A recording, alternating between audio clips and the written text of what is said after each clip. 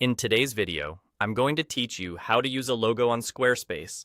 We'll take your logo file, put it in the right spot inside your site, and then use it in the header or anywhere else you need it.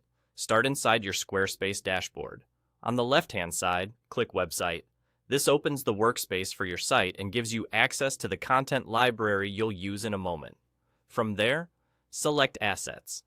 Think of Assets as your site's file shelf. It's where images, icons, and other files live so you can reuse them across pages without uploading the same thing over and over. With Assets open, upload the image of the logo you want to use. You can drag and drop it in, or browse your computer and select it. A quick tip as you upload: a PNG with a transparent background usually looks clean on most headers, and an SVG will stay sharp at any size if your design allows it. Try to use a clear, high-resolution file, and keep the file size reasonable so your pages load quickly. Once it's uploaded, your logo is in your site library and ready to go. To place it on a page, add or select an image block and choose the logo you just uploaded from your assets. Because it's stored in the library, you won't need to upload it again for other pages.